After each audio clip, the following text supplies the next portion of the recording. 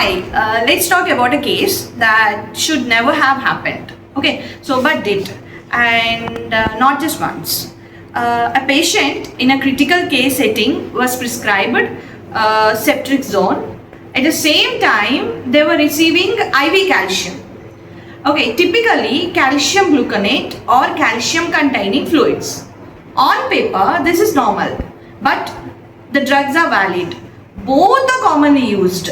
No issue until someone stops thinking and starts assuming the mistake. Can you please elaborate this? Start with the basic.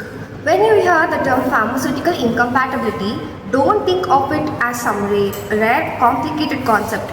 It's actually simple, and that's exactly why people underestimate it. Pharmaceutical incompatibility happens when two or more substances react with each other before they are given to the patient, not inside the body, not during metabolism, right there on the tray, in the syringe, in the IV line, or in the bottle. That means the damage is already done even before the drug reaches the patient. Now here where people mess up, they assume if the doctor prescribed it, it must be safe together. Wrong. Doctors prescribe drugs based on a therapeutic need.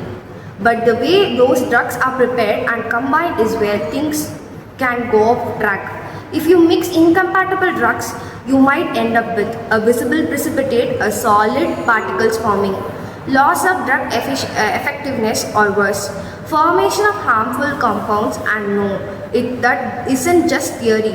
This is happening in real hospitals every single day. Take a simple situation. Two injectable drugs are drawn into the same syringe to save time. Seems efficient, right? But if those drugs are incompatible, you have just turned treatment into potential risk. Incompatibility exists. This is discipline failure, and the discipline is what separates safe practice from dangerous shortcuts. Here the takeaway, and don't dilute it. Never assume compatibility. Never use the same IV line blindly. Always flush between drugs, and if you are not sure, stop and check. That pause is cheaper than the life, because in case like this, the drug did not fail. The system did not fail. The people handling it failed to follow basics, and in healthcare, ignore basic does not give small consequences. It gives irreversible ones. Thank you. Start. Good morning everyone.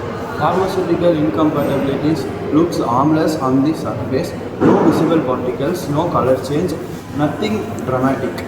And that exactly why people mess it up. You are dealing with chemical incompatibility, not a physical reaction you can see. So if you rely on your eyes, you have already failed. Here's the setup. A patient is prescribed penicillin, a widely used antibiotic. To prepare and administer it, someone mixes it with a solution that has an acidic pH. Could be an fourth fluid. Could be another drug, doesn't matter.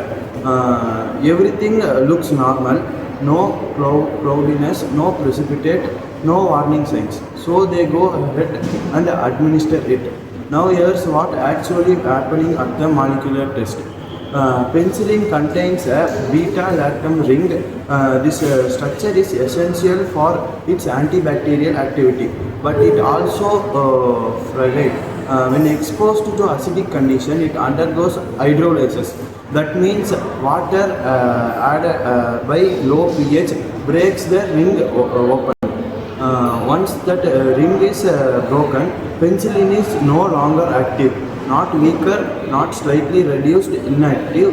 So what you have essentially done is given the patient a drug that looks fine but doesn't work. And this is where it gets dangerous, not immediately, but clinically the infection doesn't respond, the patient doesn't improve, the doctor might think the bacteria are resistant.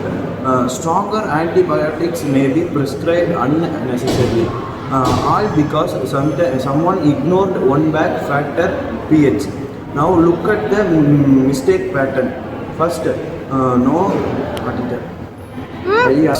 no consideration of pH compatibility. People focus, can these drugs be mixed, but ignore.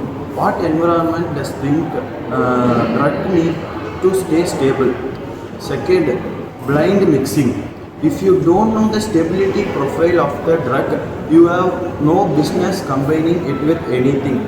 Third, false confidence based on appearance. Just because the solution is clear doesn't mean it's correct.